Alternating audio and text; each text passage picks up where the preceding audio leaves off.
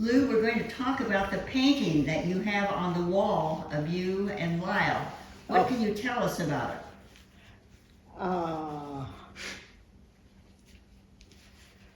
Well, the genesis was that we were in California, and at that point in my life, I was interested in folk art, and decided to create my own. So I found an artist, some of her paintings down there, and so I inquired, found out who she was, and she happened to live in Portland. So I contacted her and asked her if she'd be interested in doing one on order. So I got my high school graduation picture, and I don't know what picture that was of Lyle, but anyway, I had in mind what I wanted, which of course was featuring Stallicum. So I took that picture of Stallicum, and actually the house we built on Main Street is in that between the curtains picture. So I contacted her, went down, and everything went beautifully, and she did the picture, and I went to the Starlight Drive-In Theater and bought a frame. You could get anything there then. And there it is, and it fits in with your genealogy, doesn't it? Perfectly. Mm-hmm. What's on Dad's lap? Well, glad you pointed that out. In the battle to save old Stallicum, a friend of ours here in town, who was kind of connected with publishing and one thing and another, put out a paper called Truth Teller, yes, and that harked back to, and you know that story better than I do. Okay, in 1858, Leshai had been arrested, and there were citizens who were upset because he wasn't hung, and so the Truth Teller was written and went all through town with all of the facts of the Leshai trial, etc. And so that's what you have on Lyle's lap, right? Right, and it's legible, so you can read it. Read the paper on his lap. Okay, the museum has a copy of that, and you had something to do with that also, because you and Alice Watson one night went out and did what in the middle of the street? Well, that's when Wilmuth wanted to have 10-foot wide sidewalks in Stallicum, and a few of the things that didn't match the old town. So He was a town administrator. yeah, we in the dark of night we went through the town with orange spray paint. I walked the pattern, and Alice was behind me with the can of orange paint, and we painted the street the way he wanted to do it. So when people got up the next morning, they could see what it would be like to have his revised plan for Stallicum. And nobody knew who had done it. Only the dogs. So there were some other stories about Fred Wilmuth.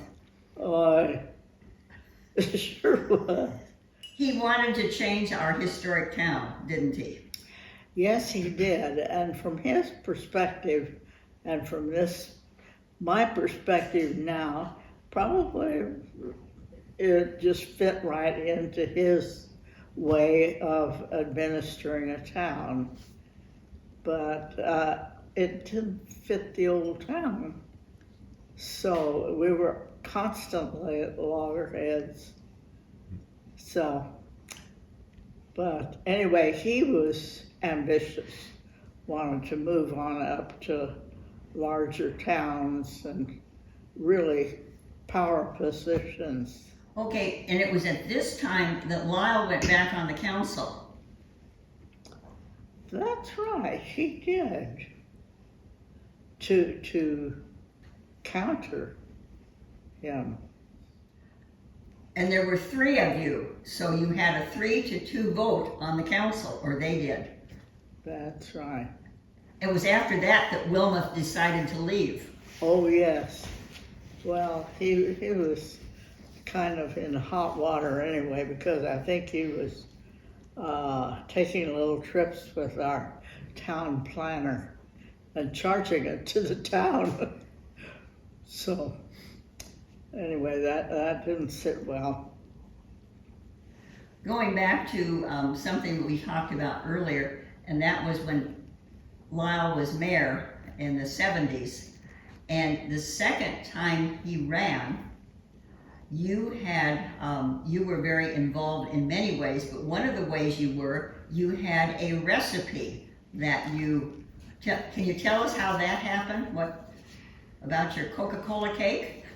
Yeah, I don't know where that recipe came from, but they used a bottle of Coke in this chocolate cake recipe, and so it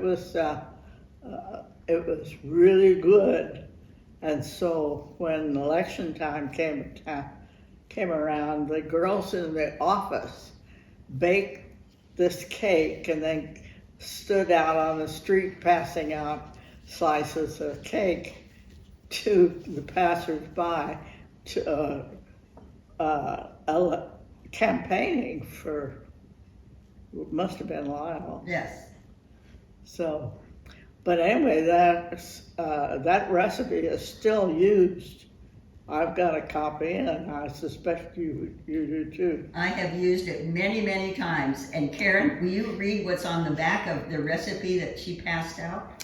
Sure. The recipe is a Stellicum favorite, chocolate Coca-Cola cake.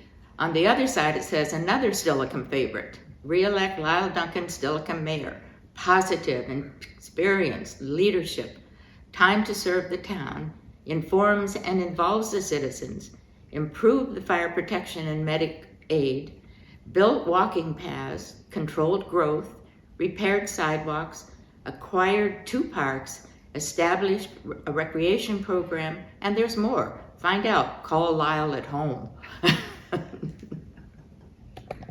So it obviously worked because he did have a second term, and as you mentioned earlier, that was when the community center was built. So that was a very important part of his legacy, you might say. Okay, I'm going to go back a ways now, Lou, and I want to talk about where you came from, which was Kansas. And I have a quote from you that I have remembered many years. Take the girl out of Kansas, but you can never take the Kansas out of the girl. Well, I think probably truer words are never spoken. Can you tell us about your being born in Kansas in May 1916? No, May 14th, 1916, right. Okay? Yeah. So, how was it living in Kansas as a child? Primitive. In what way? In the start. Well, first place, our house was old and had a hand pump in the kitchen, and the sink just drained outdoors onto the ground. So, no, it was, we used kerosene, had a kerosene stove, had a little gallon jug to hold kerosene, and it saved my bacon because it ran out before it set the house on fire. Ran out of kerosene. but we had a hand pump. And when it froze up, you had to pour boiling water. Where did you pour the boiling water? Into something, wherever the water was, and thawed it, and then you could get water. And you probably didn't have indoor plumbing, did you? No. We were very primitive. Well, we lived on the edge of town too. The town was about 30,000, so it was a good-sized town. That was Hutchinson, Kansas? Mm-hmm. Okay. On the Arkansas River, about that deep. Water came from the Rockies down the Arkansas River. That was our playground. On the river? Mm-hmm. The river actually went by just about a block from the house, but it flooded regularly, and so eventually they built a canal and diverted the water. But in your biography, you talk about Aunt Nancy and what a wonderful time you had at her home, her farm. Aunt Nanny? Yeah, Aunt Nanny and Uncle George were born in Kentucky in,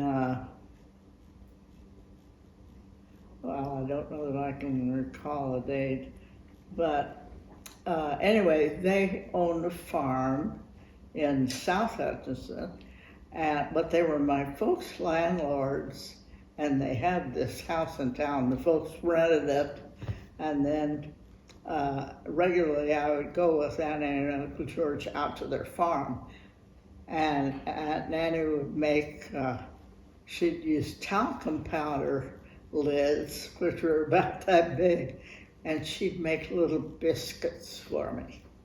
And they had home cured ham, had a smokehouse where they smoked their pork. Uncle George didn't do the farming. He was what they call a clerk, and he would go to the sales with his clipboard and record the bids and whatever all went on. But you spent a lot of time with Aunt Nanny. Yes, I did. Yeah, I'd sit on her lap. You know, in Kansas, the wind blew all day long, hard as can be. But then when evening came and the wind would die down, and it was very pleasant, you'd go sit on the porch and rock in a hickory rocker. And I'd sit on Aunt Nanny's lap, and she'd sing me little songs about Billy Boy, Billy Boy. And that was a wonderful way to grow up. So, how was school? School? Where did you go to school? We lived in a less desirable end of town because we were on the fringe of town. And it was Avenue A school, and actually a mixed race school too. You had diversity. Oh yes, yeah, we had automatic diversity. Yeah. So did you have a favorite teacher? No, but I had one I didn't like. Okay. She rapped my knuckles. What did you do? I've forgotten what I did, but I'm sure it was irritating. Miss Stevens, I remember her name to this day. So what did your dad do for a living? He was a regular laborer when they got married because he had followed the harvest, which is what they do through the Midwest. As you go north, the wheat ripens later. That's what Lyle did too. In the summer to make money, he was in junior college then. He would follow the harvest and make money. And I was heartbroken when he was gone so long. Okay. First of all, he was regular labor, and when they got married, he was working at a filling station, and the people who, or the man who supplied them with gas and oil, came to him one time with a proposal that he buy a station. Yeah, and actually there were two stations, one on either corner. It was a silly arrangement. And we lived in one, and there was a fire in the other one. So he wound up being subsidized by this supplier, buying the other one, and I think he paid $2,600 for it, and it included a house. So I lived next door to a filling station, and Lyle went to work for him, and he. How old were you then? That covered a fair amount of time, so I was probably 8 or so. Well, and the farmers would bring cantaloupe in from the farms, and I would buy a bushel of cantaloupe, and then I would sell them out of the station to people, Pop's customers. So my dad had a perfect personality for a filling station. Everybody liked him. They did, to his dying days. So what appealed to you about Lyle? Well, to start with, he came wheeling into the back of the station and parked, and I looked him up, looked him down, and I thought, well, whittle them downsize in no time. But it didn't take long. Lyle didn't have an aggressive bone in his body. So anyway, my folks were thrilled because he was the son they never had, and he fit the bill perfectly. So when we got married, Pop said, take her. And I remember from your story of your life that your mother was 18 when she was married, and also you were 18 when you were married. Mm-hmm. And the date was, what date were you married? I was married January 13th.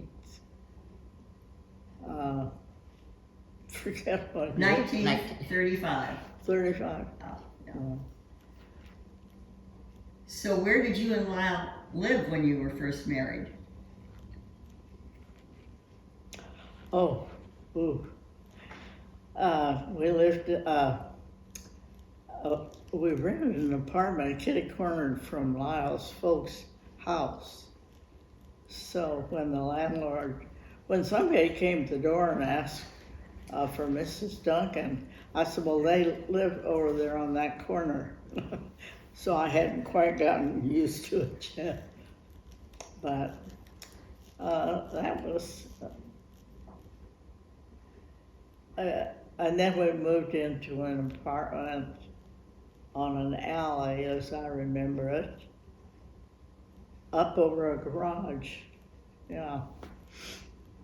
So then, after that, I have a quote from you saying, reading was one of my passions and it took me out of Kansas. Yes. Yes, I did live a kind of second life there in the books. Yeah, I did love to read. So you started out after you were married for a while in Kansas, and then you went, Lyle had a job at Leavenworth, Kansas? Uh, this was during the Depression, and everything was kind of insecure then. And so anything that was security was very attractive. And so he started taking civil service exams, border patrol on the Texas border, where it's so hot right now. And he took this one. He had a cousin who was in the prison service, so he took that one. Anyway, wound up with several offers and decided to go to Leavenworth, which panned out okay. Well, and you had 2 daughters by then, didn't you? Well, yes. Yes. Remember, those were the days. So I was married January 13th, and 9 months and 2 weeks later, here's Judy. So we started out with a family pretty soon. So, And then Karen came along. yeah. 5 How years. much difference is there between you? Yeah, 5 years. I was born on my grandfather's birthday, and there were bad relations between my mother's father and stepmother, and she was a cruel stepmother. Oh boy. She really, I could really use a fancy word for her. Anyway, she broke up his first family. Well, Pop was following the harvest, and he harvested for my later grandfather. And Mom, of course, was in their household. And the guy with my dad, and I guess said, if you don't marry that girl, I'm going to. So Pop married Mom. But he was 13 years older than she was. So getting back, so Karen ended up being born on your birthday. Yeah, and I was born on my grandfather's birthday, which mended some hard feelings in that branch. Right. So, so complicated. So from Leavenworth, in Leavenworth, where did you live? Do you recall? Where we lived in Leavenworth? Mm-hmm. On Grand Avenue. Oh. Actually, we started out on Broadway. And on Broadway, we lived in a rotten old house. Was that after the war? No, it was 42. July 42, you moved to Leavenworth. Yeah. Anyway, we rented a house on Broadway, and Leavenworth was an old town. It was an old fort to start with, way back in the beginning. And so things were not so hot. But anyway, we rented this house, and if you dropped a marble in the front door, it would roll out the back door. So it was iffy, to say the least. But we didn't live there long. And then we moved to Kickapoo Street. And that was what they call a shotgun house. Yeah, you shoot in the front and go out the back. But that meant that the rooms were all in a row, one after the other, and no iffy stuff on the sides. Okay, 2 years later, according to your book, Lyle reported to the Navy. And that must have been an interesting time in 1944. Yeah, he decided he would wait and be drafted when the war came along. And so eventually it caught up with him. And so 8 o'clock one morning, I took him down to depot or wherever it was they were sending them off to the war. And got home that night. Everything was fine, all business. And then when night came and he didn't come home, suddenly it hit me. I'm in for a long haul here by myself With two girls. with the girls. And so then I bawled. I did a lot of bawling. So after that, after you had cried, then what did you do? I was going to stay there for the duration, and that lasted a hot minute. So I just packed up, put stuff in the neighbor's garage, and went to Lyle's folks out in Torrance, California. All of Lyle's mother's sons were in the military. She was a 5-star mother, 4-star, whatever it was, Coast Guard, Navy. I don't think any were in the Army. They were water soldiers. From Kansas. And they all came home. And they all came home. Yeah, and in Okinawa, he had an interesting tour of duty there because that's when the Japanese were dive bombing the ships, and they were sacrificing themselves to get the ship. And that was the Japanese frame of mind in fighting a war. So did you stay with his parents all that time he was gone? No, in the interim, he went to school on Treasure Island in the middle of San Francisco Bay. And that's when I lived in Oakland then, and would get up early in the morning to go to work. I worked at the Naval Air Station, actually as a draftsman for some reason, except I had taken a night course back home, back when I didn't have any idea I was going to use it. But I used to get up and go to work past that. First thing in the morning, boy, the area was really humming because it was kind of a center of a lot of action of the war. So then Lyle came home. Yes. Yeah. LaSalle Hotel in Oakland, California. He took off his uniform, threw it on the floor, walked out the door on it, and left it. And that was the end of our war. We were eager to get on with life. So what did you do to get on with life? Where did you go? We went back to Leavenworth, and he had, they had filled the job he had, and of course, they were supposed to put you back in the job you had, but then in his case that was full.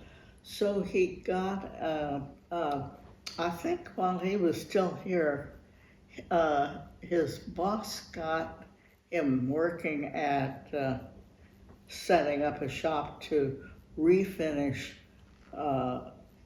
government furniture. The old ugly oak stuff that was. Right. Actually, Texas. Oh, Texas? Yeah. Okay. In Texas. We left Leavenworth and went to Texas. Went to Seagoville. Did you build a house there? Oh yeah. Okay. What kind of a house was that? It was fast. Charlie Kane helped Lyle build it. Yeah, we built it on a piece of land that we named the street Blue Bonnet Lane. So, But they were building staff housing then, and that's what Lyle did. He was in charge of staff housing. Oh, for the prison. Mm-hmm. Okay. Yes, and that's interesting too, in that what they did was use the site of a Japanese internment camp, and they tore it down, and Lyle salvaged the quarter-inch plywood from that to make drawer bottoms for a chest on chest that he was building. So that story always goes with that furniture. And it looks like when I look at what all you've done, that you probably within about 8 different locations have built or restored over 20 houses. So, I mean, that is impressive. Judy at one point said, someone asked her, where did you live? And she said, what year? Yeah. Because you lived so many places for so many years. Yeah. But we wound up in Washington.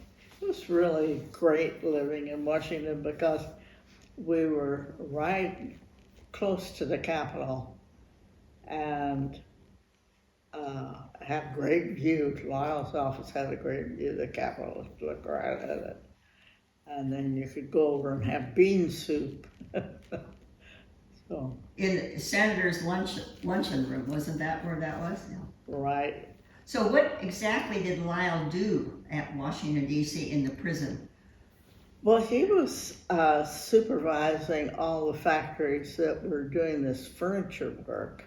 And by then, they had progressed from repairing and upgrading and patching together the old ugly oak furniture they'd had. And Kennedy, Jack Kennedy was president then, and Jackie came with Jack, and that meant everybody was, stepping up to the mark there and gonna show them. So they designed a line of furniture called Allenwood.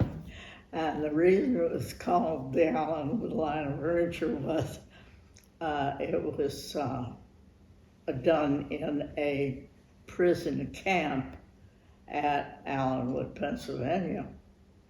So we made a lot of trips up there, made trips to Chicago because Mr. Bennett used federal judges and executives to place this furniture. To show it off? To show it off? Right, well, and to generate sales in it too.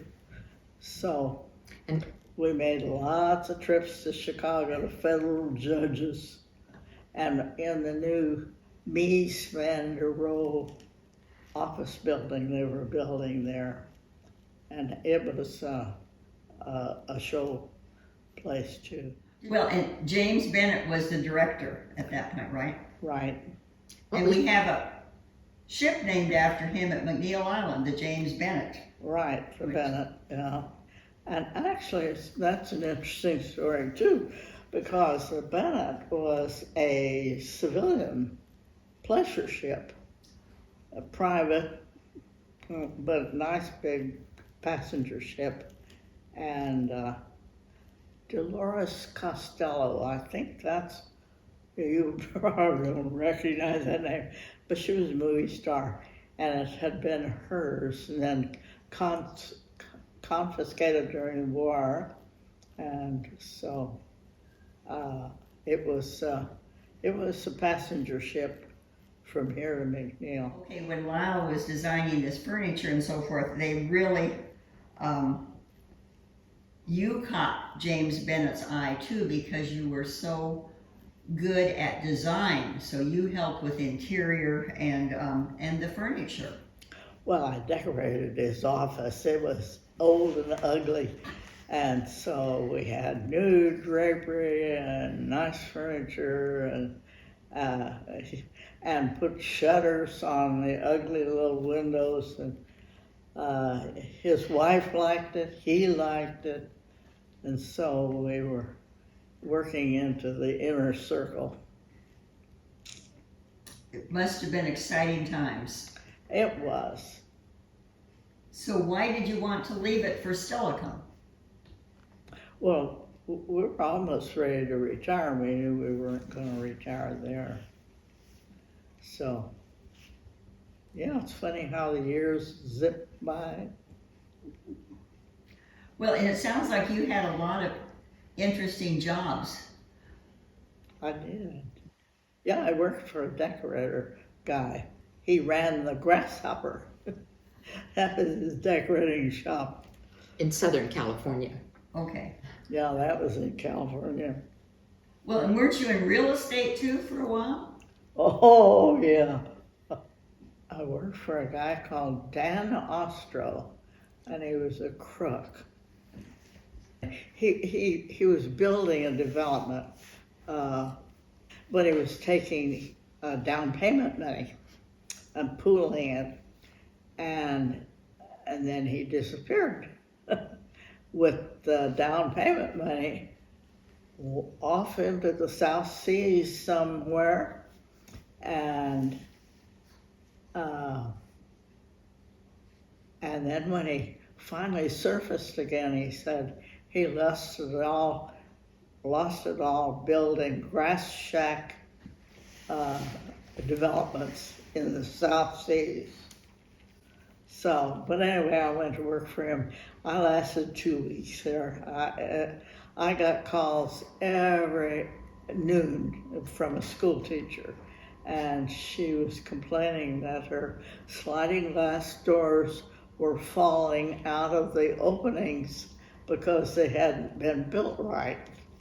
So I decided I didn't want to be mixed up in that. But it was a job. Right. And it was Long Beach. That was interesting because as a I think it was personal property appraiser, and you'd go into these homes and I think it was a tax situation. You were appraising their possessions, personal property, furniture and so forth, for taxes. So that's what I was doing. This house, incidentally, was designed by an architect. Okay, tell us about how you and Lyle decided to develop this property, Dunkin Ridge. We had bought it back in the 80s and had kept it all the time. I can tell you that for her 90th birthday, we gave her a half a day on a bulldozer for her birthday present. And so she got her bulldozer man, and they started out on Chambers and came in just clearing a path. It was all high overgrowth, huge trees, and they cleared this path till they came into the middle of this property. And she climbed up on a stump, to let you tell this, and looked out and said, "Yep, there's a view here." Well, So And that then was, you went from there. yeah. So you cleared the property. That's why not Wilmuth, whose town administrator? Lovelace, Paul Lovelace. Loveless is one of my favorites because he respected my judgment on starting at the beginning point, and I could visualize the street and all that stuff. And he gave me a go ahead, and so You hired an architect to build this house. to this house, yes, because Don Danielson, who actually Lyle kind of got him to supervise the construction of the whole thing, because he knew all the suppliers and all that stuff. And Lyle was still working, I guess. Yeah, his son was an architect. And so we had an agreement that Don would design or Michael would design the houses and Don would build them. And there were some places where that wasn't the way it actually worked out, but Michael did end up designing, I'd say, almost half of the houses in Dunkin Ridge. And then you had a covenant with this Dunkin Ridge too. So Right. there were controls, right? 10 properties, right, that are in Dunkin Ridge. And he really, the specifications were that they wanted northwest, how did you describe it? Northwest contemporary with all natural sidings and so forth. So we had some guidelines on how those designs would be done, but he designed the houses. And unfortunately, Lyle did not live to see what has happened. That's right. He was in a wheelchair and he sat over in front of that window there, and I know he was hurting because he had prostate cancer. So he knew that he wasn't going to be there for the end of it, and I bled for him. But he loved to he was in the Franciscan nursing care at that point, and he liked to get out in the afternoon and drive out here and see it happening. I remember you saying, Lou, at one point that when Dunkin Ridge was built, that you looked at it as a community and that you would have a togetherness feeling about this. And I feel you've accomplished that. Well, I think it is all of that. We have parties right out here in the cul-de-sac. It is, if you believe Katie Pates, it is an extension of family. We call it Dunkin Ridge. Actually, we didn't name it. The engineers, the office engineers named it. Well, and you have had a couple of big parties here on your birthdays. Your 104th and the 105th. The whole Dunkin Ridge has come together and welcomed other people. That's right. Yeah. Actually, we had that string of cars, and Katie had her kids down on Main Street steering people up here. And I've got a video of cars, a line of cars streaming through, wishing me happy birthday. And I was sitting in on an upholstered chair on the porch, just waving them by. Oh. And there were red balloons. The red balloons. Oh yeah, they had a lot. Actually, she was handing out toilet paper. I guess it was hard to get, I don't know. Well, this was during COVID had just started. Toilet paper was hard to find, but she got it because what she did was, as people got to Dunkin Ridge, each of the kids would give a balloon to the person in the driver's seat attached to a roll of toilet paper so that balloons wouldn't fly out of the car. So here was, it was a wonderful idea. And there were over 104 because it was your 104th birthday. Well, that was Katie. She is a live wire. So it's been a wonderful life that you have had, Lou. I mean, with It all is. 105 years. It has been. Yeah, no complaints. I can't think of anything except wellness. Yes, yes, I agree. He was hard to take, Because he was headed this way and we were headed that way. And there's no way in the world you could ever get it to work. So do you have any words of wisdom with 105 years behind you? Well, people ask me how I lived so long, and that's why. Because of the building. I was sitting on my fanny reading True Story. Keep breathing.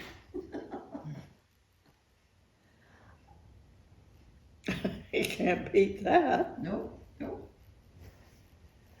I'd like to end with something, Lou, that Jen wrote about you 3 years ago.